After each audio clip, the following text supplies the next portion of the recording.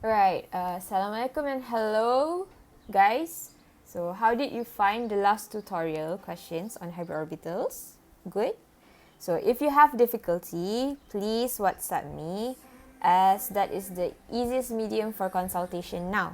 Okay, so right, we're going to finish off subtopic 4.3 today, which is orbital overlap and hybridization. Okay, right. So for today, we will learn how to describe the formation of hybrid orbitals of a central atom and illustrate the hybridization at the central atom and the overlapping of orbitals. So that means I'm going to show you some examples on how to form hybrid orbitals and how to draw the overlapping of orbitals. Okay. So orbital overlap and hybridization is basically the main show of valence bond theory. So here we will show the orbital overlap, which forms the covalent bonds, your sigma and pi bonds in the molecule. And then from the orbital overlap, we will see that it follows the molecular shape, which we predicted using VSEPR theory.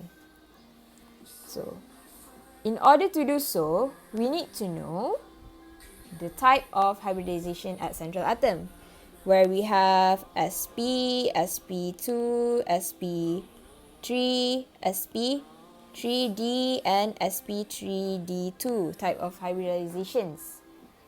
And we need to know the shape of your hybrid orbitals and their bond angles.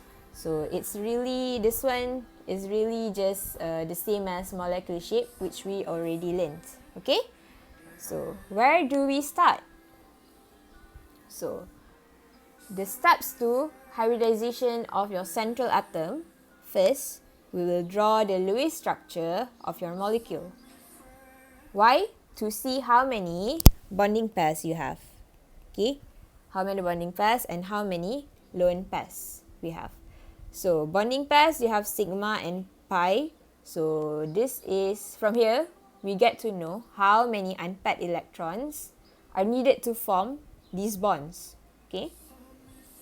Next, you're going to predict the molecular geometry. So the molecular geometry or shape of molecule is for us to compare with the orbital overlap later. Okay, tengok sama tak? Okay. Next, you're going to write the electronic configuration. Then, draw the valence orbital diagram. Okay, valence orbital diagram. Okay, starting with the ground state. So, ground state is the lowest energy state for your element. Basically, selalunya as atoms lah. Okay. Kalau oxygen, 6 valence electron, so 2s2, 2p4. Right? So, this part here is to see how many unpaired electrons we have. Okay. Yang you ada. Okay. If we don't have enough unpaired electrons, we will promote the electron. We will promote or excite our electron to a higher energy orbital. Alright? This will be called the excited state because you excite your electron.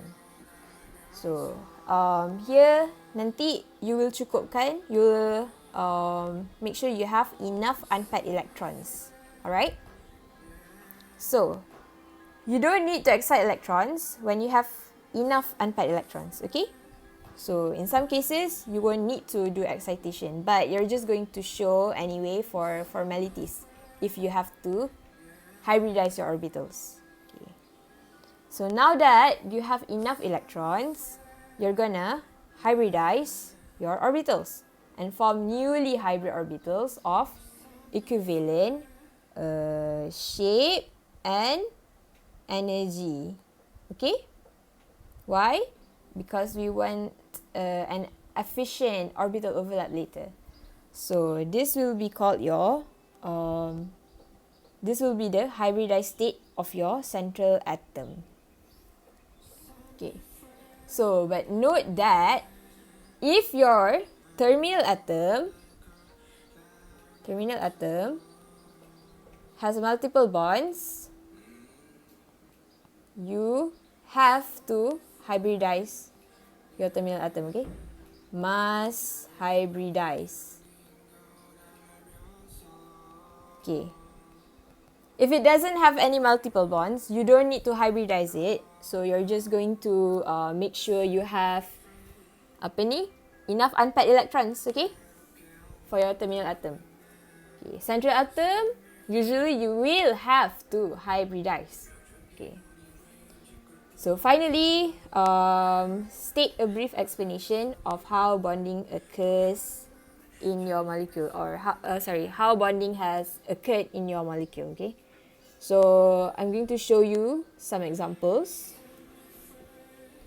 So we'll do these examples together. Don't be scared. It's actually fun once you know how to play this game. Alright? Okay, so I will upload a few examples. So make sure to watch them. Okay? Yeah. Okay, so and then after you have understood or you have watched the video, make sure to practice drawing your orbital overlap and hybridization. Alright? So practice makes perfect. You can do it. Not UPS. Alright, bye guys. Thank you.